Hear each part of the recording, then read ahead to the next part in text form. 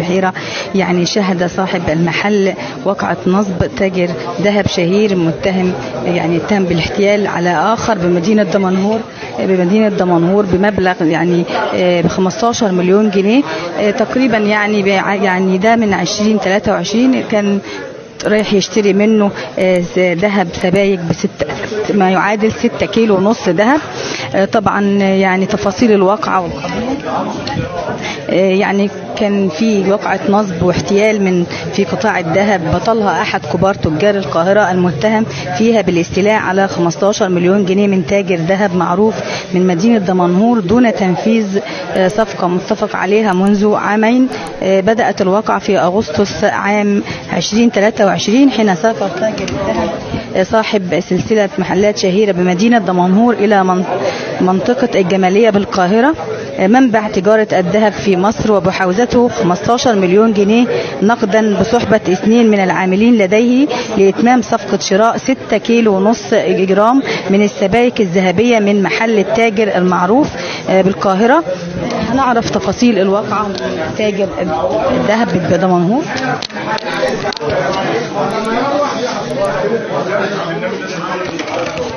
أهلا بحضرتك، احكي لنا تفاصيل الواقعة بقى من. والله هو الواقع سهلة خالص. احنا كل مرة بنسافر كل اسبوع نجيب ذهبنا من القاهرة، وزي ما احنا متعودين بناخد فلوسنا من هنا وبنسافر لحد القاهرة بالفلوس نسلموها للتجار وبناخد ذهب. فوجئنا ان احنا دخلنا ب 15 مليون عند تاجر، وهو تاجر مش قليل، يعتبر اكبر تاجر في مصر.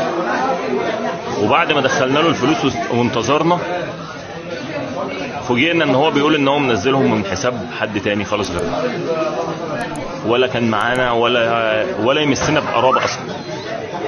بيقول ان احنا كنا مبعوتين له بامانه ليه. طب مين هو؟ قال لنا ده وليد الشافعي. طب وليد الشافعي ده جارنا هنا، لما احنا عايزين نروحوا له طب ما احنا كنا سيبنا له الفلوس هنا. لو دي فلوس احنا كنا مسافرين على اساس ان احنا نوفر بدل ما هنا بياخدوا مثلا مني 20 جنيه في الجرام، لا احنا هنجيب جمله من القاهره. فمسافرين معانا 6 كيلو و500 جرام نسلمهم ونستلم الذهب. لا انا بروح بامانات لحد، ولا اصلا انت شايفه ان انا ما ينفعش نروح بامانات لحد عشان اخد امانه ولا فلوس من عندي او فلوس من عند حد اشيلها له واديها له القاهره وارجع. لا دي شغلتي، انا راجل تاجر وبروح اسافر اجيب ذهبي على ايدي، وانا اللي كل اسبوع بسافر بنفسي. معايا رجالتي بسافر بيهم، ولازم انا اكون في العربيه. مفيش عربيه من عندي بتسافر من هنا بفلوس غير لما اكون انا راكب فيها واسلم الفلوس واستلم بنفسي. وطبعا كل التجار اللي انا بتعامل معاها في مصر عارفه الكلام من ده. وفي طنطا الكلام، انا اللي بسافر برضو. لو انا عايز اجيب شغل من طنطا اسافر، انا اللي في اسكندريه بسافر بنفسي. مفيش عربيه بتسافر، لازم يكون معايا حد، وانا بنفسي اللي رايح بالشغل واجيبها واسيب محلي هنا للحاج والدي، وبسافر انا بنفسي بالفلوس. ما عنديش موظف بيسافر يسلم ويستلم. حتى انا برضو معايا فيديوهات وانا باخد الفلوس من هنا وبحطها في العربيه، وعندي فيديوهات وانا بدخلها للتاجر في القاهره بنفسي. انا اللي طالع في الفيديو وانا بدخل الفلوس في قلب محله. طبعا ازاي انا هكون بسافر عشان اديله امانه حد؟ انا مسافر عشان اشتري ذهب بفلوسي بس. ومعايا برضو الشاهد اللي داخل اللي طالع من الفيديو وهو مدخل الفلوس لحد الراجل عنده هناك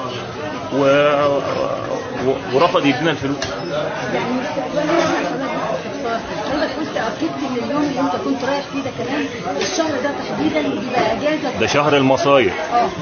كمان مش المفروض ان انا مش رايح لتجار تجار قطاع اللي هم التجار بتوع المشغولات عشان خاطر اخد الذهب واديها لهم. لا، ما انا لو مسافر وحد اعطيني امانه ليه، كان زمان التجار اللي هم بتوع التجزئه مفتوحه، اللي هم بتوع المشغولات فاتحين عشان اروح بقى وده الراجل اعطيني امانه اوصلها له في السكه. لكن لا كانوا فاتحين، ده انا رايح مخصوص عشان اسلم فلوس واخد قصادها ذهب. طبعا كلام الراجل اللي انا عطوله قال لي انا ما اعرفكش اصلا. هو انت مالكش ان انت تعرفني او ما اعرفنيش؟ انا باخد لك بفلوس واشتري ذهب، انت مالكش ان انت تعرفني. ده كان اول تعامل ليك معاه يعني؟ انا بتعامل مع كتير ومش مهم هو بس، يعني هو مش مهم هو بس ان انا تكون اتعامل معاه، لا انا بتعامل بفلوسي. انا بدخل لاي تاجر والله الذهب حاضر، بس الايام دي كان في ازمه في الذهب، فانا لما سالت قالوا لي ده اللي عنده الذهب الخام موجود على طول. فانا رايح، هو عامل محل قصاد محل تسلم فيه الفلوس ومحل تستلم منه الايه الذهب. طبعا لما انا رحت سلمنا الفلوس في محل النقديه وانتظرنا قدام المحل ساعتين 3. طب انا لو رايح بامانه لحد ايه اللي هيخلينا انتظر؟ ده امانه، يعني انت رايح تسلم امانه وتمشي، لكن انا رايح قاعد. وكمان لما رحت اعمل محضر، طب انا رايح اسلم امانه هروح اعمل محضر في الجماليه ان امتنع يديني فلوس، وانا برضو عامل مذكره لرئيس المباحث بالكلام ده كله. كان معاك كان في شاهد معاك يعني؟ طلع في الفيديوهات كلها طبعا. هاني ده هاني ده من الفيديوهات من عندي من هنا لحد هناك في القاهره وهو في الفيديو. احكي لنا بقى تفاصيل اللي انت كنت معاه من ساعه ما طلعت بالفلوس من هنا. انتوا كنتوا رايحين تشتروا 6 كيلو ونص ذهب صح كده؟ احكي لنا بقى التفاصيل من ساعه ما خرجت من هنا لغايه ما هنا. طبيعة شغلي اللي انا مسواجي وراجل بنشيل امانات للصاغة كلها، باي حد بيعوز يودي ذهب مصر او يشتري حاجة من مصر، فانا تقريبا كل يوم بسافر. فكان في الوقت ده كان في ازمة ذهب الايام ديت ان الخامة مش موجودة. فكنت معدي على الحاج احمد قال لي ان هو عايز 6 كيلو ونص، فانا اتكلمت معاه وقلت له انا في حد تاجر هناك الخامه موجوده عنده اللي هو الذهب موجود، يعني هتدفع فلوسك تاخد ذهبك هناك على طول. هو تاجر مشهور في مصر ويمكن اكبر تاجر في الوكاله هناك ومعروف يعني. المهم اللي احنا الحاج احمد اتفق معايا ان احنا نروح الصبح القاهره. جيت اخدت فلوس عنده من المحل من هنا الاكياس بتاعته حطيناها في العربيه وسافرنا هناك. ولما دخلنا شارع المعز كانت موجوده الاموال العامه طبعا بتفتش عن الذهب وعن اللي هي الحاجات الجنيهات اللي هي مش مدموغه والفلوس وكلام من ده. فكان الناس قافلين المحل بتاعهم اللي هم بيستلموا فيه فلوس. هو عندهم محلين، محل بيستلم فيه فلوس ومحل بيسلم فيه ذهب. طبعا الناس كانت قافله المحل ده لوجود الاموال العامه هناك. فتحوا لي طبعا نص الباب كده، خدت فلوس الحاج احمد دخلتها للتاجر المشهور ده وقفلوا طبعا الباب، وعلى اساس ان هم يستلموا ويعدوا فلوسهم الفلوس اللي احنا جايبينها. وانت بتسلمهم الفلوس وكده قلت لهم ان انت عايز قد كده ذهب؟ قلت لهم عايز 6 كيلو فلوس معاكم 15 مليون جنيه على اساس بتاخدوها بعد كده بناخد سبائك خام لان الوقت ده اصلا كان السبائك مش موجوده. يعني في تجار كتير هو يمكن الحاج احمد بيتعامل معاهم بس ما عندهمش الذهب الموجود اللي هو يدفع فلوسه وياخده في نفس الوقت. الايام دي كان ممكن تدفعي فلوس مثلا ذهب النهارده تاخديه بكره او بعد بكره، يعني يديكي فرصه يومين عشان تاخدي الخامه. المهم سلمنا الفلوس في المحل وكان هو مقفول عليه وكلام من ده، وقعدنا شويه انتظرنا. طبعا الراجل ما كانش موجود في محله لان كانت ايام الوقت ده كان يعني في السواق بتاخد وقت للمصيف ايام معينه، وكان هو موجود في المصيف واحنا سلمنا الفلوس للرجاله بتاعته. فلما سلمنا الفلوس الناس غيبت علينا فقلنا احنا رايحين نسال في المحل التاني عشان نستلم الذهب. ردوا علينا قالوا لنا لا احنا ما فيش ذهب، ده داخل لحساب حد تاني يعني تاجر تاني هو جار الحاج احمد هنا.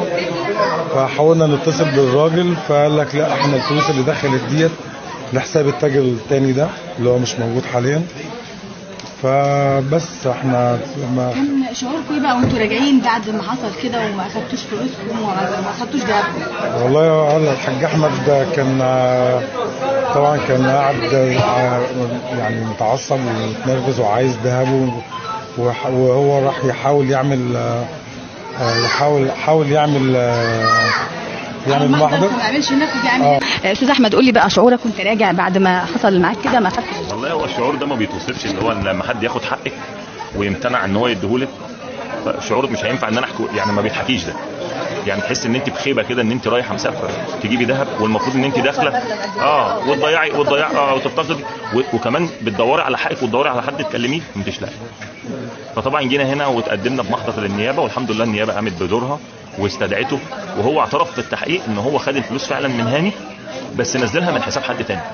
هو ما كانش معانا اصلا، يعني مش لا معانا ولا احنا شغالين معاه ولا احنا نعرفوه ولا لنا فيه اصلا، يعني مش شغال معانا، احنا عارفينه ان هو جارنا في تعامل معانا، بنتعاملوا معاه، ما احنا بنتعاملوا مع السوق كله، لكن مش بناخد له امانات ونودوها له. هو كل واحد هنا بيسافر لوحده، مش حد بيلم امانات الناس يروح بيها. دي كانت طريقه نصب جديده لسه ما شفتهاش انا لحد دلوقتي بصراحه.